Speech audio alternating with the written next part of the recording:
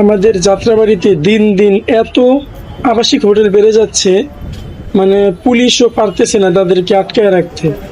কিছু কিছু পুলিশ তো ভালো আছে, আবার কিছু কিছু পুলিশ আছে যারা মানে তাদেরকে ভ্যাট দেয় না, ট্যাক্স দেয় না, তাদের বিরুদ্ধে তারা অভিযান চালায়, বাকিগুলো আর চালায় না।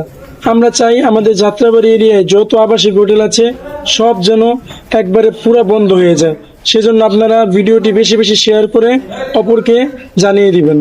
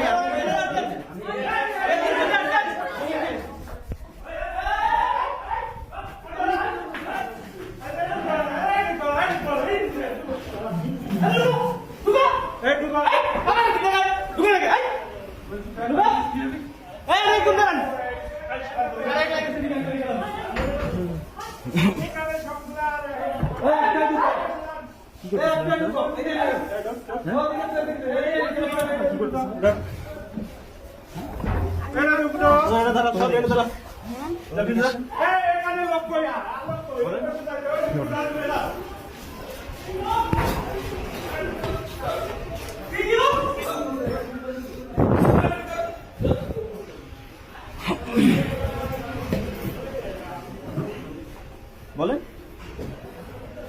আমি মাত্র আসছি, এই কিছুক্ষণ এখনই আসছি। কেন আসছেন? আমি খুব অভাবে পড়ে আছি। আপনি স্যার, আমি অভাবে পড়ে আছি।